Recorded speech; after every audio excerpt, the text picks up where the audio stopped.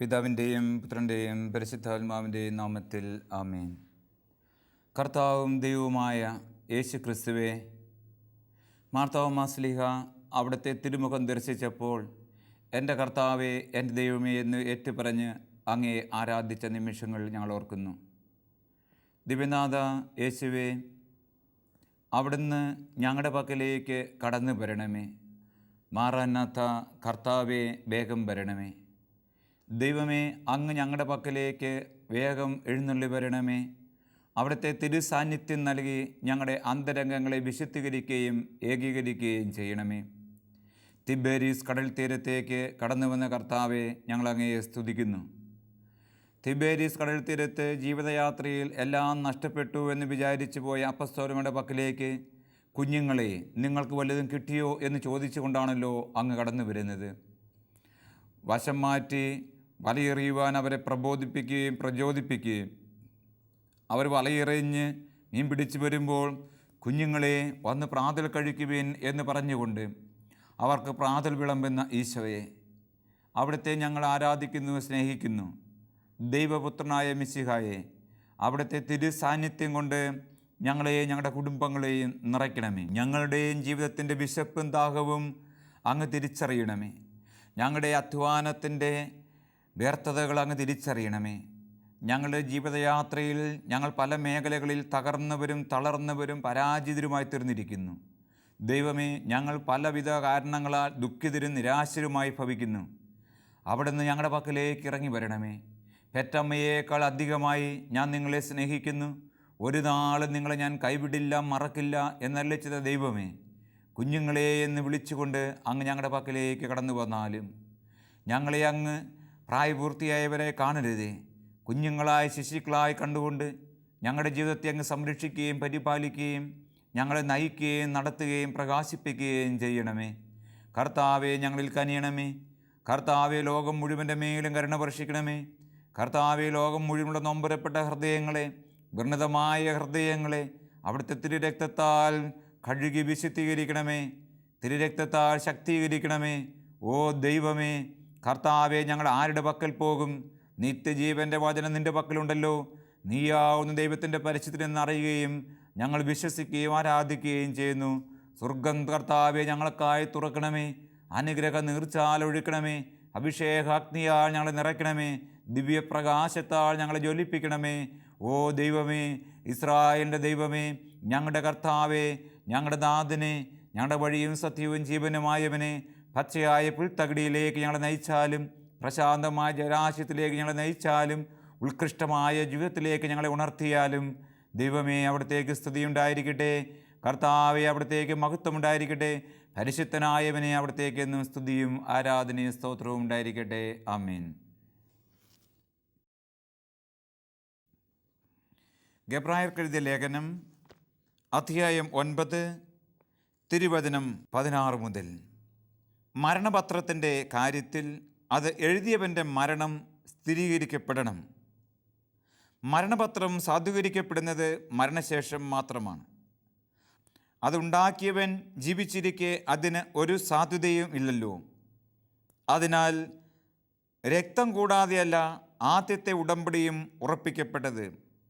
മോശ നിയമത്തിലെ ഓരോ കൽപ്പനയും ജനങ്ങളോട് പ്രഖ്യാപിച്ചപ്പോൾ അവൻ പശുക്കിടാങ്ങളുടെയും ആടുകളുടെയും രക്തം ജലത്തിൽ കലർത്തി ചുമന്ന ആട്ടിൻ രോമവും കിസോപ്പ് ചെടിയും ഉപയോഗിച്ച് പുസ്തകത്തിന്മേലും ജനങ്ങളുടെ മേലും തളിച്ചുകൊണ്ട് പറഞ്ഞു, ഇത് ദൈവം നിങ്ങളോട് കൽപ്പിച്ചിരിക്കുന്ന ഉടമ്പടിയുടെ രക്തമാണ്. അപ്രകാരം തന്നെ കൂടാരത്തിന്മേലും ശുശ്രൂഷയ്ക്കുള്ള സകല പാത്രങ്ങളിന്മേലും ആ രക്തം അവൻ തളിച്ചു. നിയമപ്രകാരം മിക്ക വസ്തുക്കളും രക്തത്താലാണ് ശുദ്ധീകരിക്കപ്പെടുന്നത്. രക്തം ചിന്താതെ പാപമോചനമില്ല. യേശു ക്രിസ്തുവിൽ സ്നേഹമുള്ള മാതാപിതാക്കളെ, സഹോദരി സഹോദരന്മാരെ, ഗബ്രായ ലേഖനത്തിലെ 16 മുതലുള്ള തിരുവചനത്തിൽ സവിസ്തരം ലേഖനകർത്താവ് നമ്മെ പഠിപ്പിക്കുന്ന ഒരു കാര്യമുണ്ട്. രക്ഷാകര ചരിത്രത്തിലുടനീളം ഇസ്രായേലും ദൈവവുമായിട്ടുള്ള ബന്ധം സ്ഥാപിച്ചതും പുനരുദ്ധരിച്ചതും നവീകരിച്ചതും ഉടമ്പടിയിലൂടെയാണ്. ആ ഉടമ്പടിയുടെ ഇനീഷ്യേറ്റീവ് മുഴുവൻ എടുക്കുന്നത് ദൈവമായ കർത്താവാണ്.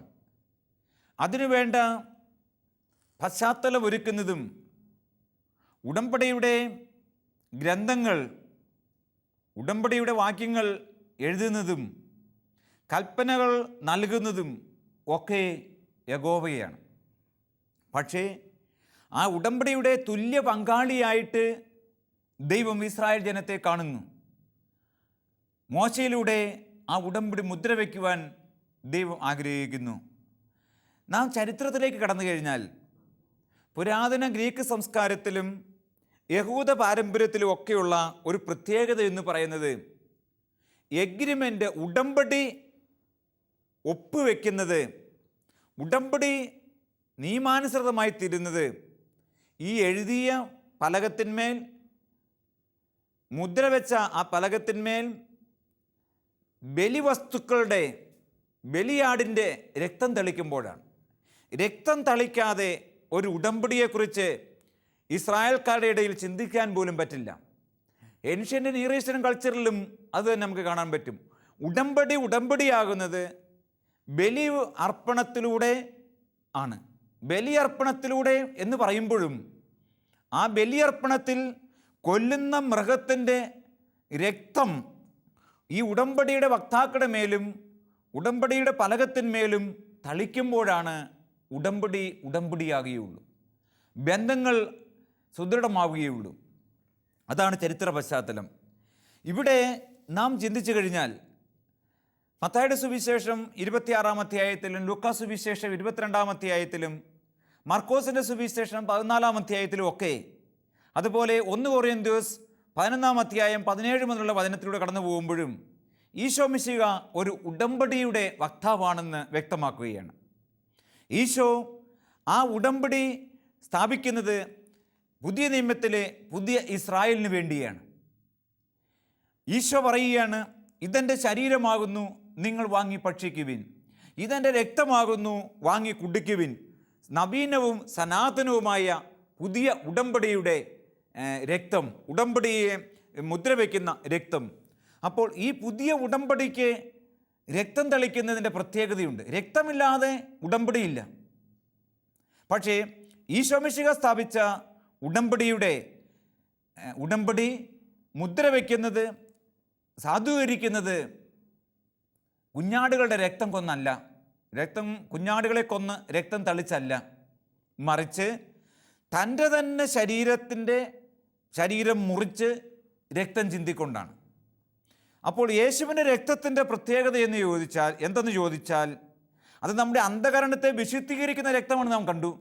മാത്രമല്ല യേശുവും നമ്മളുമായിട്ടുള്ള സുദൃഢമായ ബന്ധം സംജാതമാകുന്നത് ഈ രക്തത്തിലൂടെയാണ്. യേശുവിൻ്റെ പക്കലേക്കും യേശുവിലൂടെ സ്വർഗീയ പിതാവിൻ്റെ പക്കലേക്കും നമുക്കുള്ള പ്രവേശനം സുസാധ്യമാക്കി മാറ്റുന്നതും സുദൃഢമാക്കി തീർക്കുന്നതും ഈ രക്തത്തിലൂടെയാണ്. യേശുവിൻ്റെ രക്തത്തിൽ നമുക്ക് പാകഭാഗിത്വമില്ലെങ്കിൽ യേശുവിൻ്റെ ജീവിതത്തിലും യേശുവിലൂടെ കൈവന്ന സ്വർഗീയ പിതാവിൻ്റെ ജീവിതത്തിലും സ്വർഗീയ പർദീസായിലും നമുക്ക് പാകഭാഗിത്വമില്ല. പ്രിയപ്പെട്ട സഹോദരി സഹോദരന്മാരെ, അപ്പോൾ യേശു ക്രിസ്തുവും ഞാനുമായിട്ടുള്ള എൻ്റെ ജീവിത ബന്ധം എന്ന് പറയുന്നത് അവൻ്റെ രക്തത്തിലുള്ള എൻ്റെ ഭാഗഭാഗിത്വമാണ്. ക്രിസ്തുവിൻ്റെ രക്തത്തിലൂടെ എനിക്ക് എന്ത് കൈവന്നു എന്ന് ചോദിച്ചാൽ ക്രിസ്തുവിൻ്റെ രക്തത്തിലൂടെ എനിക്ക് ജീവനും നിത്യജീവനും സംജാതമായി. ക്രിസ്തുവിൻ്റെ രക്തത്തിലൂടെ എനിക്ക് സ്വർഗം തുറക്കപ്പെട്ടു. ഞാൻ സ്വർഗത്തിന് അവകാശിയായി മാറി. കാരണം എൻ്റെ സ്വർഗീയ കവാടം എനിക്ക് അടയ്ക്കപ്പെട്ടത് എൻ്റെയും ആദിപിതാക്കന്മാരുടെയും പാപം മൂലമാണെങ്കിൽ ക്രിസ്തു എൻ്റെ പാപത്തിന് സ്വന്തം രക്തം ചിന്തി പരിഹാരം അനുഷ്ഠിച്ചു. ഞാൻ നിന്നെ കഴുകുന്നില്ലെങ്കിൽ നിനക്ക് എന്നോടൊപ്പം ഒരു പങ്കുണ്ടാവില്ല, സ്വർഗരാജ്യത്തിന് നിനക്ക് പങ്കുണ്ടാവില്ല എന്ന് യോഹന്നാന്റെ സുവിശേഷം 11-ാം അധ്യായത്തിൽ അന്ത്യത്താഴ സമയം കാല് കഴുകുമ്പോൾ ഈശോ പറഞ്ഞ വചനം നമുക്ക് ഓർക്കാം. അങ്ങനെ അവിടുന്ന് നമ്മെ കഴുകുകയാണ്, തൻ്റെ രക്തം ചിന്തിക്കൊണ്ട്. ആ രക്ത അഭിഷേകം നമുക്കിന്ന് സംജാതമാകുന്നത് പരിശുദ്ധ കുർബാനയിലൂടെയാണ്, അനുദിന ബലിയർപ്പണത്തിലൂടെയാണ്. ഗാഗുൽത്തായിൽ ഈശോ ശാരീരികമായി രക്തം ചിന്തി, ഫിസിക്കലി ഓർ റിയലിസ്റ്റിക്കലി അവിടെ രക്തം ചിന്തി. സെഗ്യോൻ ഊട്ടുശാലയിൽ യേശു സിംബോളിക്കായിട്ട് പ്രവചനാത്മകമായി തൻ്റെ രക്തം ചിന്തി. സഭയുടെ അൾത്താരയിൽ ഈ മിശിക ദൈവത്തിൻ്റെ കുഞ്ഞാട്, പാപം നീക്കുന്ന ദൈവത്തിൻ്റെ കുഞ്ഞാട് ഇന്നും ആ രക്തം ചിന്തുകയാണ്. എങ്ങനെയോ എന്ന് ചോദിച്ചാൽ കൗതാശികമായിട്ട് ആ രക്തം ചിന്തുകയാണ്. ഏത് ശക്തിയിലൂടെ? സെഗ്യോൻ ഊട്ടുശാലയിൽ പരിശുദ്ധാത്മ പ്രചോദിതനായി അവൻ രക്തം ചിന്തി. ഗാഗുൽത്താ മലയിൽ പരിശുദ്ധാത്മ പ്രേരിതനായി അവൻ രക്തം ചിന്തി. ആത്മശക്തിയാലാണ് ഇവിടെയെല്ലാം ഇത് യേശു പൂർത്തിയാക്കുന്നത്. ഈ അഭിഷേക അഗ്നിയാൽ തന്നെ മഹത്വീകൃതനായ ക്രിസ്തുനാഥൻ സഭയുടെ അൾത്താരയിൽ തൻ്റെ രക്തം നമുക്കായി ഒരുക്കുകയും നമുക്കായി പകർന്നു തരികയും ചെയ്യുന്നു. ഈ രക്തത്തിലൂടെ നമ്മളിൽ സംജാതമായ പുതിയ ഉടമ്പടി നാം അനുദിനം പവിത്രീകരിക്കുകയും ബലവത്താക്കുകയും അതിൻ്റെ പരിസമാപ്തിയിൽ സ്വർഗത്തിൽ എത്തുകയും ചെയ്യുക. യേശുവിൻ്റെ രക്തത്തിൻ്റെ പ്രത്യേകത ഇതാണ്. ഈ രക്തം മണ്ണിൽ നിന്നും രൂപപ്പെട്ടതല്ല. അത് നമ്മൾ എപ്പോഴും ഓർക്കേണ്ടതാണ്. ഈ രക്തം സ്വർഗകവാടം നമുക്ക് തുറക്കാൻ കാരണം അത് സ്വർഗത്തിൽ നിന്നും ഇറങ്ങി വന്ന രക്തമാണ്. സ്വർഗത്തിൽ നിന്നും ഇറങ്ങി വന്ന ജീവനാണ്. രക്തമെന്ന് പറയുമ്പോൾ നമ്മൾ ഓർക്കണം, രക്തം എപ്പോഴും ജീവൻ്റെ പ്രിൻസിപ്പിളാണ്, ജീവൻ്റെ തത്വമാണ്, ജീവൻ്റെ അടയാളമാണ്. യേശുവിൻ്റെ രക്തം സ്വർഗത്തിൽ നിന്ന് വന്നു, അവൻ്റെ രക്തം സ്വർഗത്തിൽ നിന്ന് നമുക്കായി വന്നു. അതുകൊണ്ട് സ്വർഗീയ കവാടം നമുക്ക് തുറന്നു കിട്ടുകയാണ് ചെയ്യുക. യേശു ഈ സ്വർഗീയ കവാടം നമുക്കായി തുറക്കുമ്പോൾ ഇതാ വചനം നമ്മെ ഓർമ്മപ്പെടുത്തുന്നു. എന്താ പറയുന്നത്? ഇത് ദൈവം നിങ്ങളോട് കൽപ്പിച്ച ഇരിക്കുന്ന ഉടമ്പടിയുടെ രക്തമാണ്.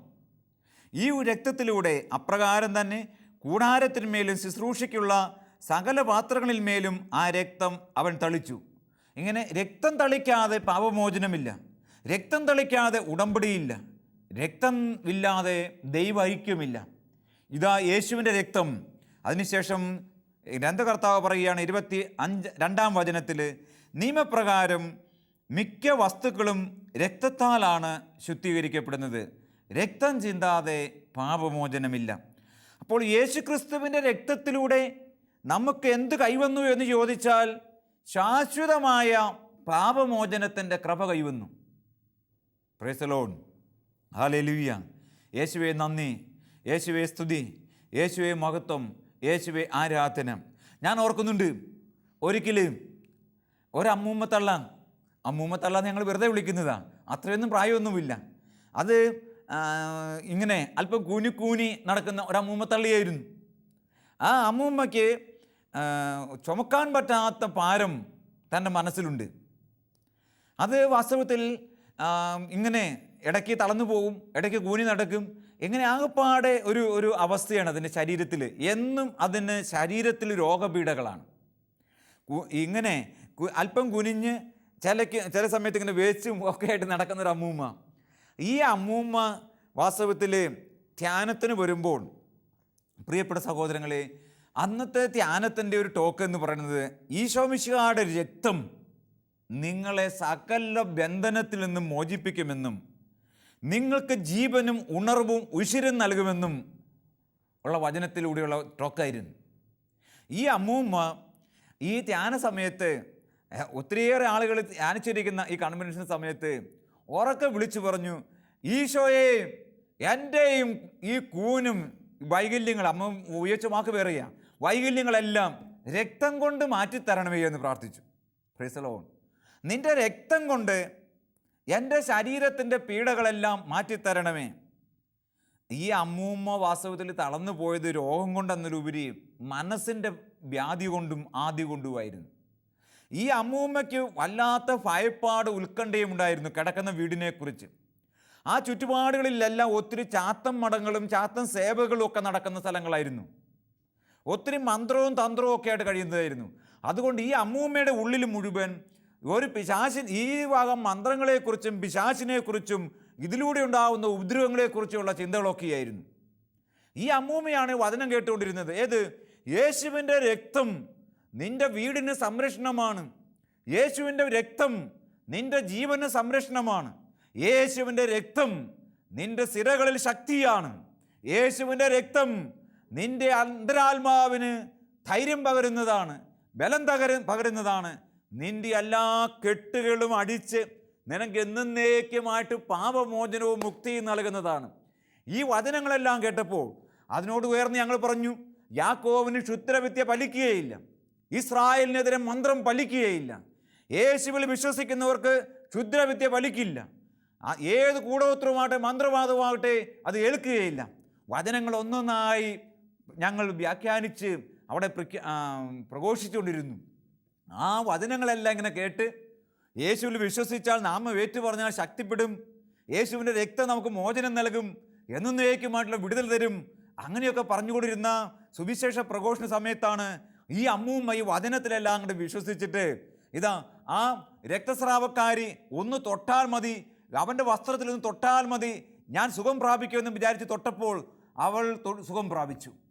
അവനെ ഒന്ന് കണ്ടാൽ മതി, അവനൊന്ന് പറഞ്ഞാൽ മതി, എൻ്റെ മകൻ സുഖം പ്രാപിക്കും, നീ ഒന്ന് കൽപ്പിച്ചാൽ മതി ശതാധിപൻ, ഇതാ അവൻ സുഖം പ്രാപിച്ചു. അങ്ങനെയുള്ള ആ ഒരു അവസ്ഥയിൽ യേശു അന്ന് ചെയ്തതുപോലെ ഈ അമ്മൂമ്മ ശുദ്ധമായ വിശ്വാസം, പരമാർത്ഥമായ ബോധ്യം, നിർമ്മലമായ മനസാക്ഷി ഉറക്കെ വിളിച്ചു പറഞ്ഞു, കർത്താവേ എന്നെ രക്ഷിക്കണമേ, ഞാനും വിശ്വസിക്കുന്നു, നിന്റെ തിരുരക്തം കൊണ്ട് ഇന്നെനിക്ക് സുഖം നൽകണമേ, ഇന്നെനിക്ക് രക്ഷ നൽകണമേ. പ്രിയപ്പെട്ട സഹോദരങ്ങളെ, ഈ അമ്മ ഇങ്ങനെയെല്ലാം വിളിച്ചു പറഞ്ഞുകൊണ്ടിരുന്നു. ആളുകൾ നോക്കി നിൽക്കേ ഈ അമ്മയുടെ ശരീരം മുഴുവൻ സുഖം പ്രാപിച്ചു. അതിൻ്റെ വളവും കൂനും എല്ലാം മാറി. നല്ല ഉന്മേഷത്തോടെ ആ അമ്മൂമ്മ സ്റ്റേജിലേക്ക് കയറി വന്ന നിമിഷങ്ങൾ ഞാൻ ഓർക്കുകയാണ്. പ്രിയപ്പെട്ട സഹോദരി സഹോദരന്മാരെ, ദൈവത്തിൻ്റെ രക്തം, യേശുവിൻ്റെ കൃപ, ആ രക്തത്തിൻ്റെ വില, അവൻ്റെ കടാക്ഷം അത്ര വലുതാണ്. ഇന്ന് നമ്മൾ നോക്കിക്കേ, കർത്താവിൻ്റെ വചനവും കർത്താവിൻ്റെ പരിശുദ്ധമായ കുർബാന അർപ്പണവും ആരാധനയും നടക്കുമ്പോൾ നമ്മുടെ സങ്കല്പങ്ങൾക്ക് അതീതമായിട്ട് ബന്ധനമഴിയും കെട്ടുകളഴിയും ആരാധനയിങ്കൽ, ക്ഷീണം മാറും രോഗം മാറും ആരാധനയിങ്കൽ, മൺകുടമുടയും തീ കത്തിയിടും ആരാധനയെങ്കിൽ നമ്മൾ പാടാറുണ്ടല്ലോ. ആരാധനയെങ്കിൽ അർപ്പണ സമയത്ത്, ബലിയർപ്പണ സമയത്ത് എന്ത് സംഭവിക്കും? ഇതാ കൂനുകൾ നിവരും, മുടന്തുകൾ നിവരും, ആത്മാവ് ബലം പ്രാപിക്കും, മനസ്സ് ശക്തിയാർജിക്കും. ഇതാ യേശുവിൻ്റെ രക്തത്തിൻ്റെ പ്രത്യേകത. പ്രിയപ്പെട്ടവരെ, ഇതാ നിയമപ്രകാരം മിക്ക വസ്തുക്കളും രക്തത്താലാണ് ശുദ്ധീകരിക്കപ്പെടുന്നത്. രക്തം ചിന്താതെ പാപമോചനമില്ല. രക്തം ചിന്താതെ പാപമോചനമില്ല. യേശുവിൻ്റെ രക്തം നീ എത്ര വലിയ പാപിയായി കൊള്ളട്ടെ, ആ പാവാവസ്ഥയിൽ നിനക്ക് മോചനം നൽകും. നീ അതിനെക്കുറിച്ച് യാതൊന്നും സംശയിക്കേണ്ട. നിന്റെ യോഗ്യത കൊണ്ടല്ല, നമ്മുടെ ആരുടെ യോഗ്യത കൊണ്ടല്ല നമുക്ക് പാപമോചനവും വിശുദ്ധീകരണവും ലഭിക്കുന്നത്. മിശിഹായുടെ രക്തത്തിൻ്റെ അളവറ്റ വില കൊണ്ടാണ്, അനന്തമായ വില കൊണ്ടാണ്, ആഴമുള്ള വില കൊണ്ടാണ്. ഇത് ഞാൻ പറയുമ്പോൾ ഓർക്കുന്നത്, ഞാൻ മലബാറിൽ ഒരിക്കലും ഒരു കൺവെൻഷന് പോയ സമയത്ത് ഒരു വലിയ മനുഷ്യൻ എൻ്റെ പക്കലേക്ക് വന്ന സമയം ഞാൻ ഓർക്കുകയാണ്. അയാൾ വാസ്തവത്തിൽ 20-23 വർഷമായി, ഞാൻ കുംസാര രഹസ്യം എന്നല്ല പറയുക, എന്നോട് പുറത്ത് വെച്ച് നേരിട്ട് കണ്ടപ്പോൾ സംസാരിച്ചപ്പോൾ പറഞ്ഞൊരു കാര്യമാണ് ഞാൻ പറയുക. 10-21 വർഷമായി കുമ്പസാരിച്ചിട്ട് വളരെ പ്രഗത്ഭനായ ഒരു മനുഷ്യൻ, സമൂഹ മധ്യത്തിൽ മാന്യനായ ഒരു വ്യക്തി, നല്ല ജോലി, നല്ല സ്റ്റാറ്റസ്. ഏത് പുറമേ എല്ലാം നല്ല സ്റ്റാറ്റസിലാണ്, എല്ലാ അർത്ഥത്തിലും പുറമെ കണ്ടാലും അങ്ങനെ തന്നെയാണ്, നല്ല സ്റ്റാറ്റസ് ഉള്ള മനുഷ്യൻ. പക്ഷേ അയാൾ പറയുക, ഞാൻ എൻ്റെ അച്ഛ എനിക്കിതിലൊന്നും വിശ്വാസം തോന്നുന്നില്ല, ഞാൻ എല്ലാവരുടെയും മുൻപിൽ മിടുക്കനാണ്, എല്ലായിടത്തും ഞാൻ മിടുക്കനാണ്, പക്ഷേ എനിക്ക് മാത്രം ഒന്നിനും കൊള്ളാത്തവനാണ്, ഞാൻ ഒന്നിനും കൊള്ളരുതാത്തവനാണ്. അച്ഛ പരമാർത്ഥത്തിൽ ഈ തിക്കും തിരക്കും ഈ ബഹളിയും വെപ്രാളവും ഒക്കെ കുറഞ്ഞ് എനിക്ക് 10 മിനിറ്റ് പോലും ശാന്തമായിട്ട് സ്വസ്ഥമായിട്ട് എന്നിലേക്ക് തിരിഞ്ഞിരിക്കാൻ പോലും പറ്റില്ല, എന്നെ ഓർക്കാൻ പോലും പറ്റില്ല. എനിക്ക് പേടി തോന്നുകയാണ്, എനിക്ക് ഉള്ളിൽ ഒത്തിരി അസ്വസ്ഥതയുണ്ട്. ഇതെല്ലാം മറച്ചു വെച്ചിട്ടാണ് ഞാൻ ഇങ്ങനെ നടക്കുന്നത്, ഇങ്ങനെ ചെയ്തു കൂട്ടുന്നത്. അതും ഇതും ഇങ്ങനെ 24 മണിക്കൂറും ചെയ്തു കൂട്ടി ബഹളി പിടിച്ച് വെപ്രാളം പിടിച്ച് നടക്കുന്നത് കൊണ്ട് ഞാൻ അങ്ങനെ അങ്ങ് പോകുന്നു എന്നേ ഉള്ളൂ. പക്ഷേ ഒരു നിമിഷം ഒന്ന് നിന്നാൽ സ്വസ്ഥത എനിക്കില്ല. ഞാൻ ചോദിച്ചു, എന്തു പറ്റി സഹോദര? അപ്പോൾ ആ മനുഷ്യൻ തൻ്റെ ജീവിതത്തിൻ്റെ നിരവധി സംഭവങ്ങൾ പറഞ്ഞു. ഞാനതൊന്നും ഇവിടെ പറയുന്നില്ല. പാപത്തിൻ്റെ ഒരു ചെളിക്കുണ്ടിലാണ് ആ മനുഷ്യൻ. നിരവധി പാപം ചെയ്തു കൂട്ടി. ഈ പള്ളിക്ക് ഇതുപോലെയൊക്കെ പുറമെ പെരുമാറുകയും പട്ടക്കാരോടൊക്കെ പെരുമാറുന്ന മനുഷ്യൻ പള്ളിയിലും കളവ് നടത്തിയിട്ടുണ്ട്. അങ്ങനെയൊക്കെയുള്ള വികൃതിത്തരങ്ങൾ കാണിച്ചു കൂട്ടിയതാണ്. അശുദ്ധി കൊണ്ട് നിറഞ്ഞിരിക്കുക ഈ ആത്മാവ്, അധർമ്മം കൊണ്ട് നിറഞ്ഞിരിക്കുക അന്തരംഗം, അനീതി കൊണ്ട് നിറഞ്ഞിരിക്കുക, ആരും അറിയാത്ത ഒരു പകൽ മാന്യൻ. പ്രിയപ്പെട്ട സഹോദരങ്ങളെ, ഇതെല്ലാം ഓർത്തിട്ട് ആ മനുഷ്യൻ ചോദിക്കുക, ഇനി എനിക്ക് ദൈവത്തിൽ നിന്ന് മോചനം ഉണ്ടോ? ഞാൻ ഇങ്ങനെയൊക്കെ ചെയ്യാണ്, ഞാൻ പുറമേ ഇങ്ങനെ അകമേ ഇങ്ങനെയാണ്, എനിക്ക് മുക്തിയുണ്ടോ? എനിക്ക് മോചനമുണ്ടോ? ഞാനപ്പോൾ ഈ എബ്രായ ലേഖനം 9-ാം അധ്യായത്തിലെ ഈ വചനം എടുത്ത് കാണിച്ചു കൊടുത്തു. യേശു ക്രിസ്തു തൻ്റെ രക്തം ചിന്തിയത് സകല മനുഷ്യർക്കും വേണ്ടിയാണ്. This is my body which is broken for you, this is my blood which is shed for you. നിനക്ക് വേണ്ടിയാണ് ഈ ശരീരം മുറിക്കുന്നത്, നിനക്ക് വേണ്ടിയാണ് രക്തം ചിന്തുന്നത്. അത് ഇന്നലകളിൽ ജീവിച്ചവർക്ക് വേണ്ടിയല്ല, ഇന്നിൽ ജീവിക്കുന്നവർക്ക് വേണ്ടി മാത്രവുമല്ല, എന്നും ജീവിക്കുന്നവർക്ക് വേണ്ടി. പുരോഹിതനായ മിശിഹ, അവൻ ഒരു നാളിൽ മാത്രം മുറിക്കപ്പെട്ട രക്തമല്ല, ശരീരമല്ല, ചിന്തിയ രക്തമല്ല, എന്നേക്കും എല്ലാ കാലത്തിലും എല്ലാ മനുഷ്യർക്കും വേണ്ടി ചിന്തിയ രക്തം. ആ രക്തം നിന്റെ കറകൾ കഴുകാൻ ശക്തമാണ്. മകനെ, നീ വിശ്വസിക്കുന്നുവോ കർത്താവിൽ? നീ ദൈവത്തിൻ്റെ സന്നിധിയിലേക്ക് കടന്നു ചെന്നിട്ട്, നീ ആ തൂങ്ങപ്പെട്ട രൂപത്തിൻ്റെ മുന്നിലേക്ക് കടന്നു ചെന്നിട്ട്, നീ ഒന്ന് ശാന്തമായി നിന്നെ മറന്നിട്ട് ക്രിസ്തുവിനെ ഒന്ന് ഓർത്താൽ നിന്റെ അന്തരംഗത്തിൽ ആത്മാവിൻ്റെ ജ്വലനമുണ്ടാകും. അവൻ്റെ കുരിശിൽ നിന്നും രക്തം ഒഴുകി ഇറങ്ങുന്ന അനുഭവം നിനക്കുണ്ടാവും. നിന്റെ ആത്മാവ് പിടയുന്ന അനുഭവം നിനക്കുണ്ടാവും. നിന്റെ ശരീരം കോരിത്തരിക്കുന്ന അനുഭവം നിനക്കുണ്ടാവും. കാരണം ഈ കുരിശിൻ ചുവട്ടിൽ നിന്ന് അനേകർ പ്രാർത്ഥിച്ചിട്ടുണ്ട്. ഈ കുരിശിൻ ചുവട്ടിൽ നിന്ന് അനേകം മനുഷ്യർ പ്രാർത്ഥിച്ചിട്ടുണ്ട്, പാപപരിഹാരം അനുഷ്ഠിച്ചിട്ടുണ്ട്, ദൈവത്തെ ആരാധിച്ചിട്ടുണ്ട്. ഈ കുരിശിൻ ചുവട്ടിൽ അനേകം ബലികൾ നടന്നിട്ടുണ്ട്. ആ ബലികൾ നടക്കുന്ന, ആരാധന നടക്കുന്ന പവിത്രമായ സ്ഥാനത്താണ് നീ നിൽക്കുക. നീ ഓർക്കണം, ഇന്ന് ഈ 10,000 ആളുകളെ കൈ ഉയർത്തി അനേകം രോഗികളുടെ, അനേകം പാപികളുടെ മാനസാന്തരത്തിന് വേണ്ടി വിരിച്ച കൈകളുമായി നിന്ന നിമിഷം നീ ഓർക്കണം. മിശിഹ കൈവിരിച്ച് ലോകത്തിൻ്റെ പാപത്തിന് പരിഹാരമായി നിന്നപ്പോൾ ലോകം വിശുദ്ധീകൃതമായെങ്കിൽ മിശിഹായോട് ചേർന്ന്, ഏക മധ്യസ്ഥനായ ക്രിസ്തുവിനോട് ചേർന്ന് നിന്റെയും പാപത്തിന് പരിഹാരമാണ് ജനം പ്രാർത്ഥിച്ചത്. ആ ജനത്തിൻ്റെ നിലവിളി ദൈവസന്നിധിയിലെത്തിയിരിക്കുന്നു. യോനാ തിമംഗലത്തിൻ്റെ ഉള്ളിൽ കിടന്ന്, കടലിൻ്റെ ആഴത്തിൽ തിമംഗലത്തിൻ്റെ ഉള്ളിൽ കിടന്ന് പ്രാർത്ഥിച്ചപ്പോൾ പോലും, നിലവിളിച്ചപ്പോൾ പോലും കേട്ടതാണ് നമ്മുടെ ദൈവം. എങ്കിൽ ഈ ജനത്തിൻ്റെ പ്രാർത്ഥന, ഈ നാടിൻ്റെ നന്മയ്ക്കും വിശുദ്ധീകരണത്തിനും വേണ്ടിയുള്ള ഈ ജനത്തിൻ്റെ പ്രാർത്ഥന നിനക്കും കൂടിയുള്ള പ്രാർത്ഥനയാണ്. നിന്നെയും ദൈവം വീണ്ടെടുത്ത് രക്ഷിക്കും. പ്രിയപ്പെട്ട സഹോദരങ്ങളെ, ആ സഹോദരൻ ആ സമയത്ത് കുരിശിൻ ചുവട്ടിലേക്ക് പോയി. കുരിശും പരിശുദ്ധ കുർബാനയെല്ലാം ചേർന്ന ആൾ മധുബഹയിലുണ്ട്. അവിടെ ചെന്ന് നിന്നിട്ട് ഈ മനുഷ്യൻ ഒരിക്കലും പരസ്യമായിട്ട് ചെയ്യാത്ത വിധത്തിൽ അവിടെ ചെന്ന് മുട്ടുകൂത്തി നിന്നിട്ട് കൈ വിരിച്ചു പിടിച്ചു. എൻ്റെ പാപത്തിന് പരിഹാരം കർത്താവേ നീ ചെയ്തുവെന്ന് അച്ഛൻ പറഞ്ഞു. ഞാൻ വിശ്വസിക്കുന്നു. കർത്താവേ, അതെനിക്ക് അനുഭവമായി തീരട്ടെ. എൻ്റെ പാപത്തിന് പരിഹാരമാണ് നിൻ്റെ രക്തമെന്ന് അച്ഛൻ പറഞ്ഞു. ബൈബിൾ വചനത്തിലൂടെ വചനം പറഞ്ഞ് എന്നെ കാണിച്ചു തന്നു. അതെൻ്റെ ഹൃദയത്തിൽ ആലേഖനം ചെയ്യണമേ. ആ രക്തം എന്നിലേക്ക് ഒഴുകിയിറങ്ങട്ടെ. എനിക്ക് പാപബോധം നൽകണമേ, എനിക്ക് പശ്ചാത്താപം നൽകണമേ, എനിക്ക് അനുതാപത്തിൻ്റെ കൃപ നൽകണമേ. ഈ മനുഷ്യൻ ഇങ്ങനെ പ്രാർത്ഥിച്ചുകൊണ്ടിരുന്നു. പ്രിയപ്പെട്ട സഹോദരങ്ങളെ, ഇനി അദ്ദേഹത്തിൻ്റെ വാക്കിൽ പറഞ്ഞാൽ ആ പ്രാർത്ഥനയുടെ സമയം, ആ പ്രാർത്ഥനയുടെ നിമിഷങ്ങളിൽ അല്പാൽപ്പം കഴിഞ്ഞപ്പോഴേക്കും ആ ദേവാലയം മുഴുവൻ, അയാൾ പറയുക, ഇതാ ധൂമാവൃതമായി, പ്രകാശിതമായി, എന്തോ ഒരു വലിയ ശക്തികൾ എന്നെ വന്ന് ആഞ്ഞടിക്കുന്നത് പോലെ, കാറ്റിൻ്റെ മേൽ ആഞ്ഞടിക്കുന്നത് പോലെ, എൻ്റെ ഉള്ളറകളിലേക്ക് തുളച്ചെന്തൊക്കെയോ കയറുന്നത് പോലെ, എൻ്റെ ശരീരത്തിലേക്ക് ഞാൻ വിചാരിക്കാവുന്നതിലും ഏറെ കുളിർമ പെയ്യുന്നത് പോലെ, അങ്ങനെ പലതരത്തിലുള്ള അനുഭവങ്ങൾ ആ മനുഷ്യൻ്റെ ശരീരത്തിലുണ്ടായി. പാപത്തിൻ്റെ ഗൗരവം അദ്ദേഹം മനസ്സിലാക്കി. പ്രിയപ്പെട്ടവരെ, അവിടെ കിടന്ന് ആ മനുഷ്യൻ നിലവിളിച്ച് പ്രാർത്ഥിച്ചു. രക്തം ചിന്താതെ പാപമോചനമില്ല. ഏതൊരു വലിയ പാപിയുടെയും പാപത്തിന് പരിഹാരം ക്രിസ്തുവിൻ്റെ രക്തമാണ്. പ്രിയപ്പെട്ട സഹോദരി സഹോദരന്മാരെ, അതുകൊണ്ട് പാപത്തിലേക്ക് നോക്കാതെ ഉത്ഥാനം ചെയ്ത ഈ നമുക്ക് വേണ്ടി പാടുപീടകൾ സഹിച്ച് മരിച്ച യേശു ക്രിസ്തുവിലേക്ക് നമുക്ക് നോക്കാം. ക്രിസ്തുവിലേക്ക് നോക്കിയാൽ രക്താഭിഷേകമുണ്ടാവും, ആത്മാഭിഷേകമുണ്ടാവും, ആപാഭിഷേകമുണ്ടാവും, ക്രിസ്താഭിഷേകമുണ്ടാവും, ത്രിത്വാഭിഷേകമുണ്ടാവും. അങ്ങനെ അഭിഷേക അഗ്നിയാൽ, അഭിഷേക ജലത്താൽ, അഭിഷേക തൈലത്താൽ, അഭിഷേക കൃപയാൽ നമുക്കും ഒരു പുതിയ ജീവിതം സുസാധ്യമായി തീരും. കാരണം ഇത് നമ്മുടെ യോഗ്യതയിൽ നേടിയെടുക്കുക എന്നതല്ല ദൈവിക നിശ്ചയം. മിശിഹായുടെ രക്തത്താൽ വീണ്ടെടുക്കുക എന്നുള്ളതാണ്. നീ വീണ്ടും ജനിക്കുന്നില്ലെങ്കിൽ സ്വർഗരാജ്യത്തിൽ പ്രവേശിക്കുകയില്ല. ഈ വീണ്ടും ജനനം സംജാതമാകുന്നത് യേശുവിൻ്റെ രക്തത്തിലൂടെയാണ്. ആ രക്തത്തിലൂടെ, പീഡകളിലൂടെ കടന്നു വന്ന പരിശുദ്ധാത്മ അഭിഷേകത്തിലൂടെയാണ്. നമുക്ക് പ്രാർത്ഥിക്കാം.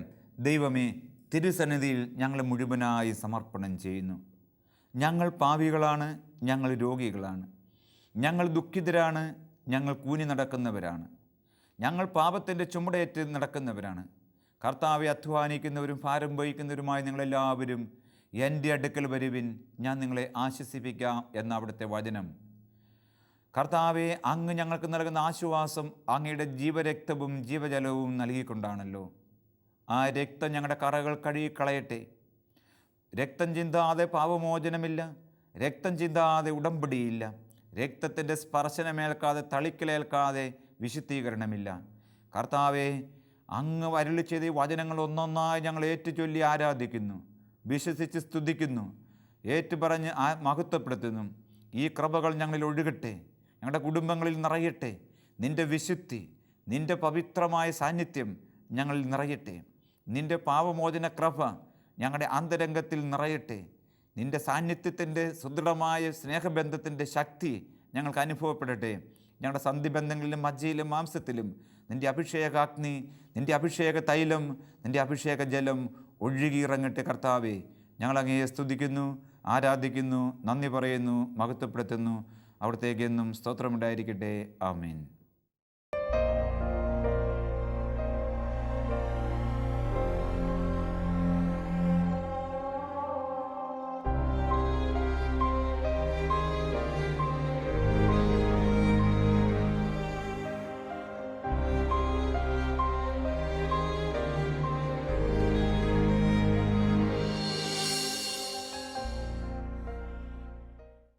വിശദ വിവരങ്ങൾക്ക് director, divine vision, divine retreat centre, Muringoor, Chalakudy 680316, Kerala, south India. Telephone 0091 480 270 8098, 0091 480 270 2613. Fax 0091 480 270 8097. Email mail.divintv@gmail.com. Website www.drcm.org.